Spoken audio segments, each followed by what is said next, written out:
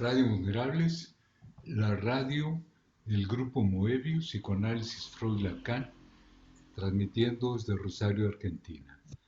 Doctora Dombrowski, ¿cómo está? Muy bien, buenas noches, ¿cómo estamos Buenas acá? noches, saludos a nuestros oyentes. Sí, a todos los que nos... ¿De qué nos va a hablar, doctora? Bueno, hoy el tema que nos convoca es la tercera edad y la sexualidad, ¿sí?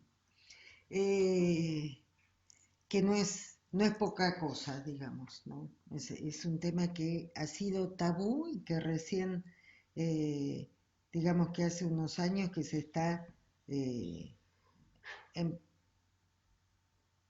empezando a traer a la luz, ¿no? O sea, ¿qué pensamos? ¿Cómo era? La gran pregunta era, ¿no?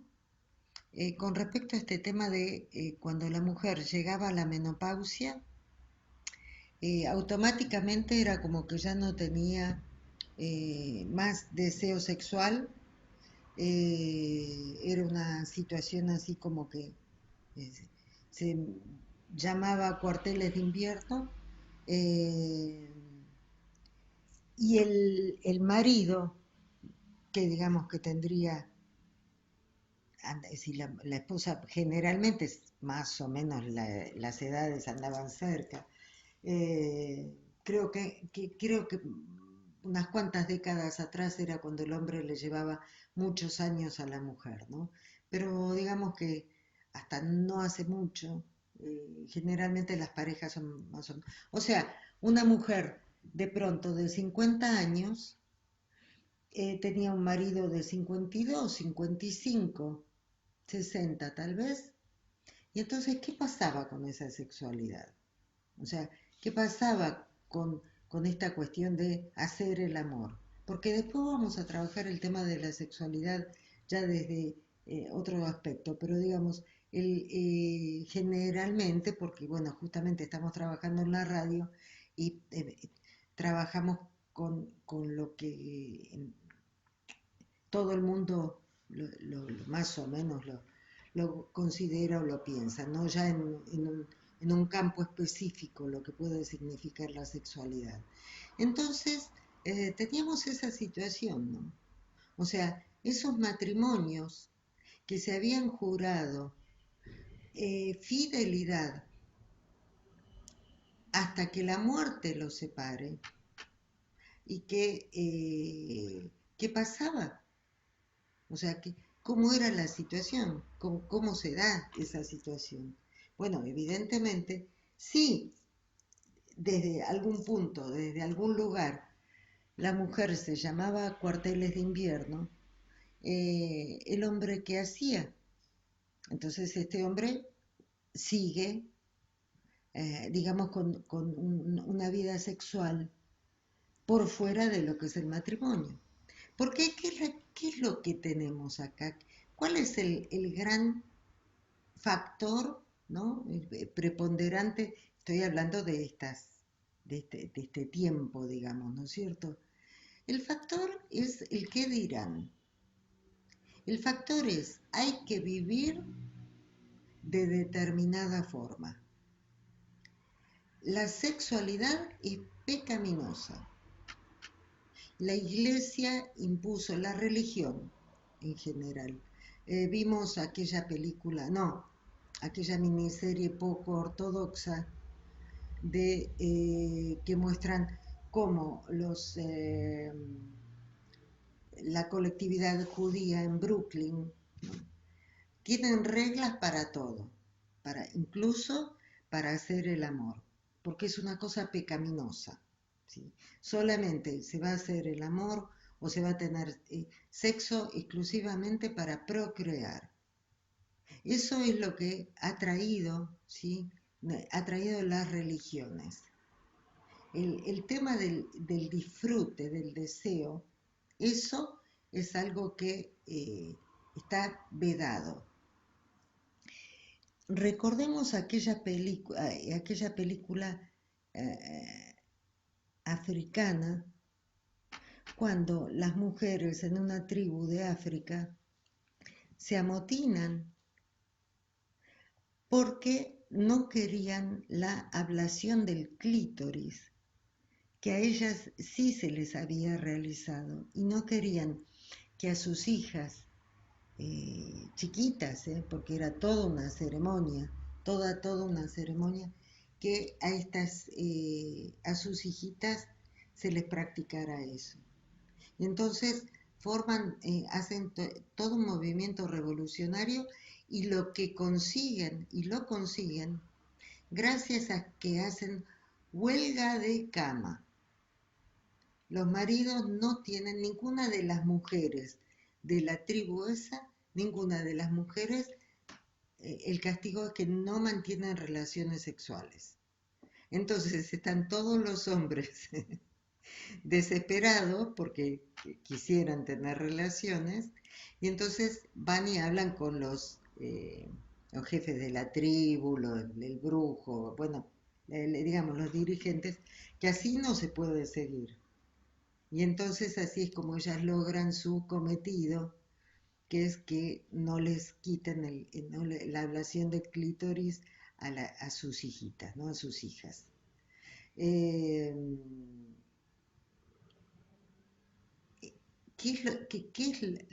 ¿Cuál es la explicación que se daba?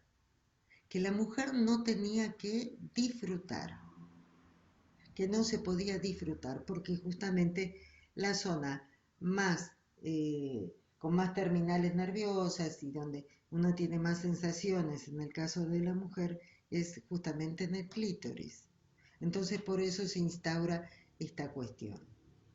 Entonces, estos, esta forma, ¿no?, de pensar la sexualidad, que es cínica, es algo cínico, porque automáticamente uno jura ante el altar, ante Dios y los santos evangelios, que va a ser fiel y hasta que la muerte los separe, y que van a estar juntos hasta que la muerte los separe.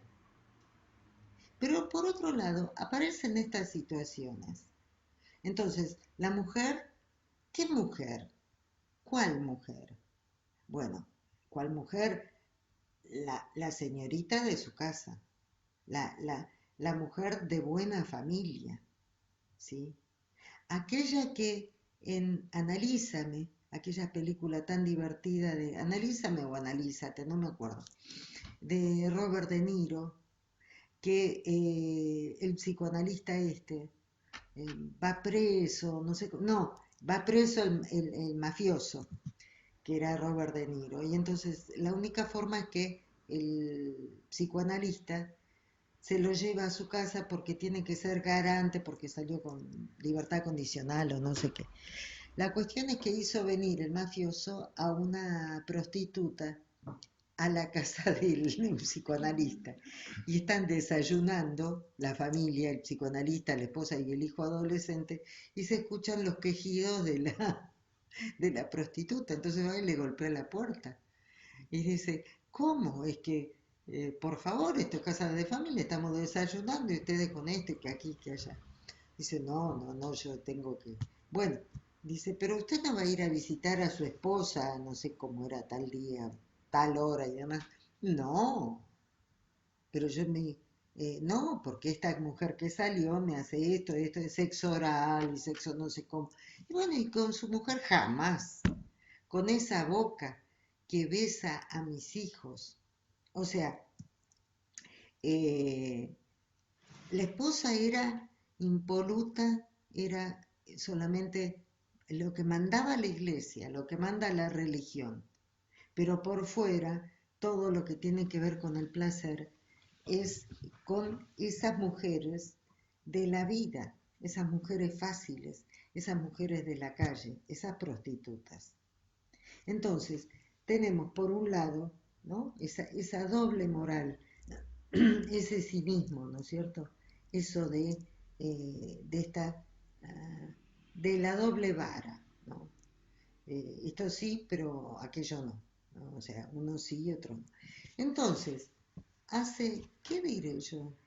Serían 20 años atrás, 30 tal vez, que se empieza desde el discurso médico a hablar de que la mujer, por más que no tenga ya la menstruación, eso no implica que no tenga deseo sexual, que puede tranquilamente llevar adelante, ¿sí? Sostener una sexualidad. Entonces, tiene que venir un discurso universitario, ¿no? O sea, que es en los discursos de Lacan, es este discurso amo, ¿no? El discurso amo ya con la fachada del discurso universitario a autorizar, ¿sí? Porque antes el discurso amo era el de la religión, ¿no? El del sacerdote, el del cura, el del pastor, el que regía cómo uno tenía que vivir. Y en la religión católica, el control a través del confesionario, ¿no? Eso nos lo demuestra Foucault, lo demuestra Nietzsche, ¿no? O sea, este dominio, gota por gota, persona por persona, ¿no? Este dominio de cómo hay que vivir. Entonces, eh, ¿qué habrá pasado? Habría que pensarlo eso desde la sociología. ¿Qué habrá pasado para que el discurso médico autorice, ¿sí? esta cuestión de la sexualidad que por más que no se tenga, que ya se esté en la menopausia en el caso de la mujer, no, el deseo sexual puede prevalecer. Entonces, que es así, o sea, porque las parejas tranquilamente pueden seguir sosteniendo y sobre todo hoy en día, ese es otro aspecto que también tenemos que trabajar, que me gustaría trabajar. Eh, ¿Qué pasa si, a ver, cómo poderlo poner? Hay determinadas comidas que a uno le hacen mal, si come en exceso, digamos, ¿no es cierto? Eh, Porque son muy ácidas, porque son muy picantes, pero de tanto en tanto, ¿no? De tanto en tanto, uno se toma uno de estas, porque ya el organismo no es más como cuando uno tenía ni 20 ni 30, digamos. Entonces, uno se toma algún recubrimiento de estos del, Cornflakes. sí, del estómago, digamos. Entonces, puede de tanto en tanto darse un gustazo, una licencia de esa, disfrutar, porque ya el organismo no lo acompaña tanto. Y de tanto en tanto poder tener ese disfrute, porque el deseo, nos dice Freud, que el deseo de vivir, el deseo ¿no? El deseo que nos marca, que nos rige, no tiene edad, no tiene tiempo. Aparte es inconsciente, bueno, no es lugar para estar hablando de lo que es el deseo. Pero en principio decimos que no tiene edad. El deseo, si está puesto en una pareja, se sigue sintiendo ese deseo, ¿sí? Ese de elevar al otro, al compañero, al lugar del objeto de deseo. Entonces, así como nos tomamos, que en mi época se llamaba leche de magnesia Phillips, que era un protector, o había otra época que era muy famosa la sal de fruta heno, como alical, una pastilla que se ponía en un vaso de agua así como Efervescente. sí, un efervescente, y se tomaba eso porque, bueno, se había mandado una comilona y bueno. Lo mejor es cornflakes de Kellogg. Bueno, eso, ¿no es cierto?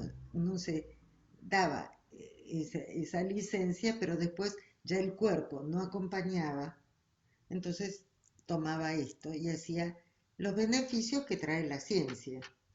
Entonces, del mismo modo, y esto es algo que yo lo escucho mucho en la clínica, ¿no? El hecho de asumir que de pronto, ¿por qué no? ¿Por qué no? En el caso del hombre, utilizar Viagra cuando ya no es posible el hecho de esta cuestión de la erección, la disfunción eréctil, como se dice, o de la mujer el tema de la resequedad vaginal, ¿no? Utilizar algo, como para poder tener un disfrute, ¿no? Un disfrute, sobre todo, por supuesto, acompañado siempre desde la ciencia, si es posible o si no. O me estoy acordando de otra cuestión. Me estoy acordando de esta película que es muy buena, es muy divertida, realmente, que se llama Histeria. Es una película inglesa que debe tener unos 10 años tal vez, que cuentan la historia del Consolador o del, ¿qué otro nombre tiene? Eh, no me sale, ya sabemos de qué estamos hablando. Porque la explicación es como es en la etapa victoriana, o sea, fin del siglo XIX, principios del XX, cómo era tan reprimida la sexualidad en la Inglaterra victoriana que las mujeres padecían, ¿sí?, de diferentes tipos de síntomas, por así decir. Y entonces iban al médico y el médico lo que hacía era masturbarlas, así con todas las letras, pero lo tomaban como si fuera un tratamiento. Y entonces ahí es cuando surge la invención esta del consolador, o no me acuerdo qué otro nombre tiene, eh, y que lo utilizaban porque era un mal necesario. O sea, solamente si estaba justificado por el discurso médico entonces se permitía este tipo de cosas. Pero, ¿por qué no?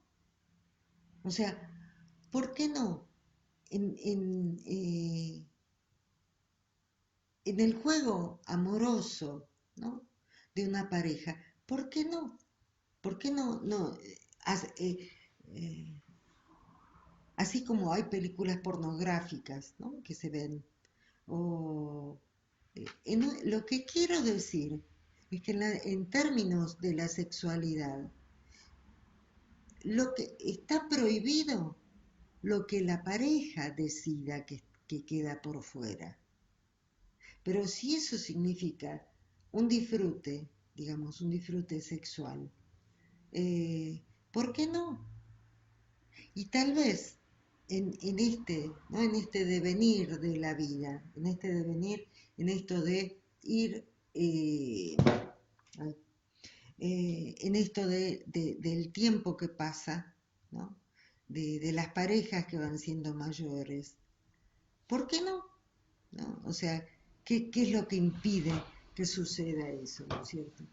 Entonces, el tema de la sexualidad y la tercera edad es algo que tiene que ser muy hablado en la pareja, para que juntos puedan pensar o decidir, o tal vez eh, que la sexualidad pase por otro lado. Y ahora acá es que quiero cambiar, ¿no? O sea, precisar más que cambiar. Quiero precisar que desde el punto de vista del psicoanálisis, la sexualidad de todo esto que yo estuve hablando hasta ahora, fundamentalmente lo catalogamos como la genitalidad, o sea, lo que tiene que ver con los genitales de uno y de otro. Porque en términos de sexualidad, es sexual todo aquello que a mí me lleva a buscar aquel objeto fuera de mí, o en mí también, ¿no? O sea, algo que está elevado al lugar del objeto de deseo. O sea, en la ilusión que ese objeto me va a completar, en la ilusión que ese objeto que voy a abrazar, que voy a tener, de alguna forma me va a traer la máxima felicidad. Entonces, en esos términos, a veces el tema de la mirada, ¿qué es sino todo ese juego erótico que se da? Más, no sé si tan erótico como, sí, es erótico en términos psicoanalíticos, pero digamos, tan seductor que se da del encuentro de una pareja, acá no estoy especificando eh, que dicen ser, digamos, ¿no? De las copas de vino, de vestirse lindo, ¿no? Vestirse bien, de arreglarse, maquillarse, o de comportarse, o la música, o no sé, todo eso que tiene que ver con la seducción, todo eso que tiene que ver con, nos dice Freud, que la perversión es el negativo de la neurosis, o sea, es como la contracara, ¿no? Entonces, todos esos juegos seductores eh, apuntan a eso, apuntan a la seducción y a enriquecer el momento del encuentro, ¿no? Del encuentro con el otro, lo digo con el otro, ¿no? O sea, eh, todo apunta a eso. Y entonces ahí están involucrados todos los sentidos. Las caricias, o sea, el tacto, ¿no? La mirada, la voz, por eso la música que se escucha, el, eh, el gusto, el olfato, porque no usamos perfumes o lociones o prendemos velas, ¿no? Bueno, la mirada de la que ya hablé. Son todos aspectos que conducen a este encuentro tan especial y tan feliz del encuentro de dos que buscan un instante de completud, un instante de felicidad. Y para eso no hay tiempo, para eso no es privativo de una determinada edad, hasta los 50 y después de los 50 no. ¿No? Eso, todo eso puede ser toda la vida. Y entonces, ese placer, esa satisfacción, ese encuentro de dos personas, ¿sí? No tiene tiempo, no tiene edad, siempre puede ser, ¿sí? Siempre es posible. Y entonces, ya para ir redondeando un poco la idea, en el sentido de que esto de encontrar en el otro, ¿no? Elevarlo al lugar del objeto de deseo y se pone en juego, decíamos, eh, una comida, una música, esto, ¿no? Eh, todo esto de los sentidos. También, también en la misma línea y desde, digamos, en la misma línea, uno puede llegar a pensar que también hay aspectos de la vida, proyectos y a veces pequeños proyectos que ocupan ese mismo lugar. Entonces, por extensión, nosotros podemos decir que dedicarse a tener la satisfacción de preparar una comida rica para la familia o de encontrarnos todos y tener un disfrute, o de tener un proyecto, o no sé, de dedicarme a algo, proyectos, ¿no? También desde ese lugar que estamos explicando, también decimos que es sexual, porque implica eso de poner ese proyecto, así sea chiquito o sea grande, en el lugar del objeto del deseo. Y eso es lo que me mantiene vivo, ¿sí?